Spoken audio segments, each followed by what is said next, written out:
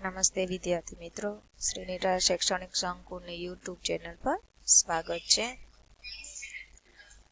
તો આજે આપણે ભણીશું ધોરણ 1 મેથ્સ, બરાબર. એમાંનો એકમ છે મિત્રો છઠ્ઠો અને નામ છે સમય, બરાબર. મિત્રો જુઓ, સમય એટલે કે આપણે જે કહીએ છીએ ટાઈમ, બરાબર, કે આપણા જીવનમાં સમયનું ખૂબ જ મહત્વ હોય છે, બરાબર. તમે અત્યારે હજુ નાના છો મિત્રો, પહેલા ધોરણમાં ભણો છો, પણ છતાં હું કહું છું કે સમય એક એવી વસ્તુ છે મિત્રો કે જે વહી જાય છે એ પાછો નથી આવતો, બરાબર. તમે જો સમયનો ઉપયોગ કરશો મિત્રો, બરાબર, તો બરાબર તમે તમારા જીવનમાં આગળ વધી શકશો, બરાબર. અત્યારથી જો તમે સમયને મહત્વ દેશો તો આગળ જતા તમે જે ધારો છો તે તમે કરી શકશો, બરાબર મિત્રો.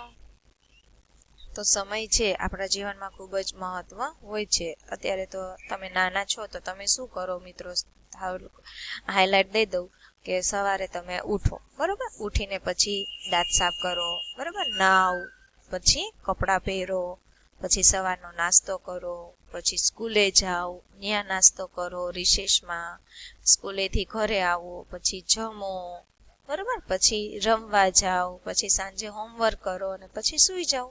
તમારી તો ક્રિયા જ હોય છે, કે બીજી અધર એક્ટિવિટી તમારી પાસે હોતી નથી, બરાબર. તમે અત્યારે નાના છો એટલે તમે બીજું તો અત્યારે શું કરી શકવાનું, પણ તમે થોડાક મોટા થતા જાઓ એમ તમારે થોડી એક્ટિવિટી કરવી, બરાબર.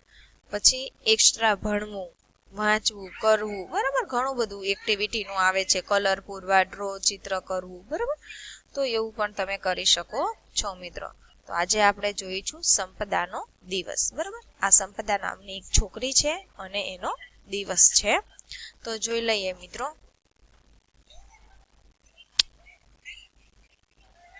તો સવારમાં મિત્રો શું કરે છે, ઉઠે છે. અહીંયા સૂરજનું ચિત્ર છે એટલે કે સવાર થઈ ગઈ છે. સવારમાં ઉઠે છે, ઉઠી અને શું કરે છે મિત્રો,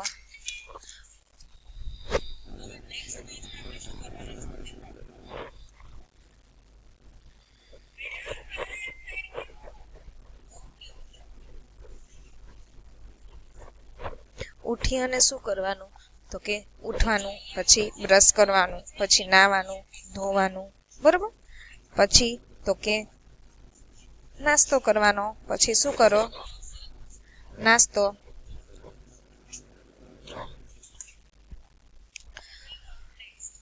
કરવાનો, પછી શાળાઓમાં વાર્તા વાંચવી, ભણવું, ગણવું, બરાબર. ત્યારબાદ એ ક્રિયા કરવાની છે,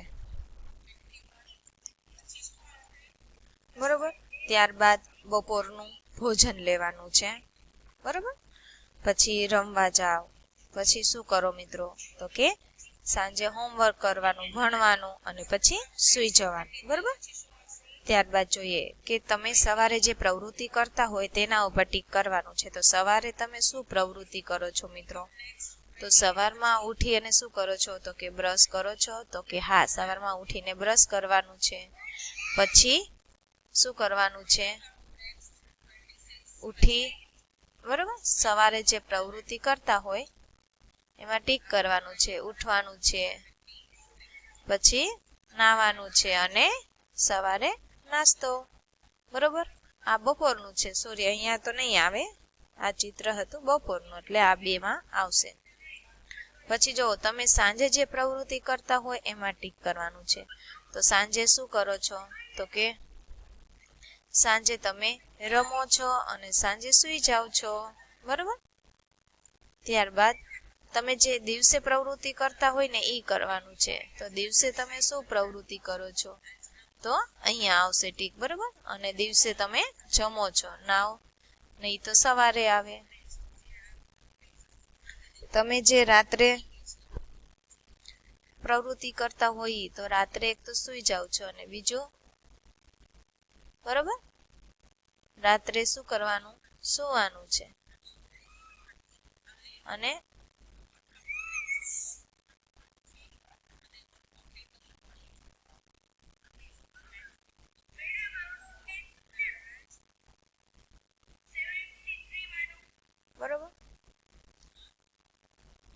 રાત્રે શું કરે છે, બરોબર. બપોરે સ્કૂલેથી ઘરે આવે. અહીંયા જો મિત્રો, આ બપોરનું આ સૂતા છે. આમાં કઈ પ્રવૃત્તિ હતી એ?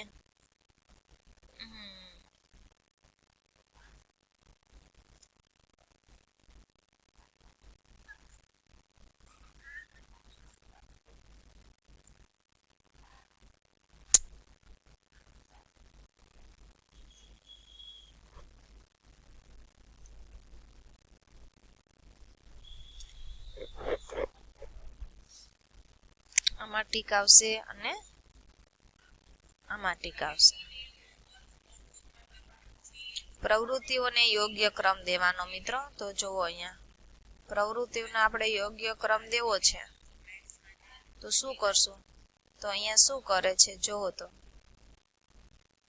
અહીંયા રોટલી વણે છે, અહીંયા ચૂલો સળગાવે છે, બરોબર. પછી અહીંયા જમવા બેઠા છે.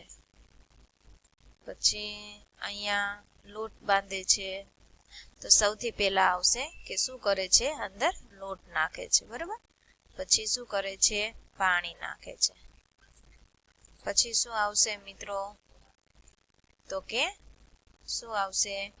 લોટ બાંધી દીધો છે. પછી ચૂલો સળગાવશે.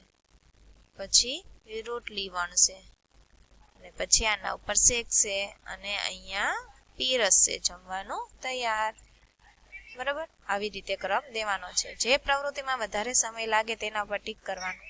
તો વધારે સમય શેના ઉપર લાગે મિત્રો, બરાબર. તો અહીંયા આમાં વધારે લાગે, બરાબર. તો એમાં આપણે ટીક કર્યું છે.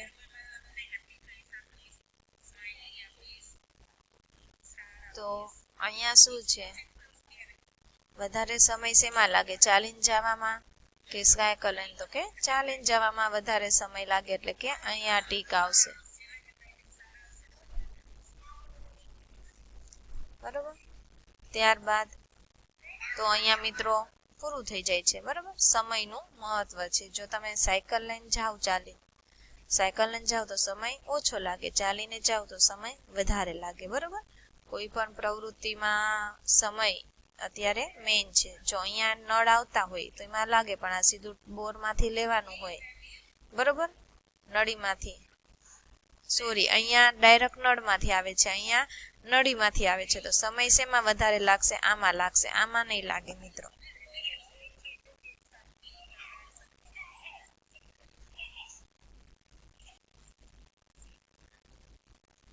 બરોબર.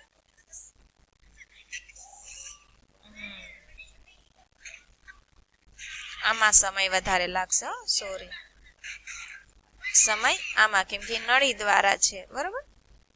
ત્યારબાદ અહીંયા જુઓ, ચાલીને જાય છે અને અહીંયા સાયકલ ઉપર જાય છે. તો સમય શેમાં વધારે લાગશે?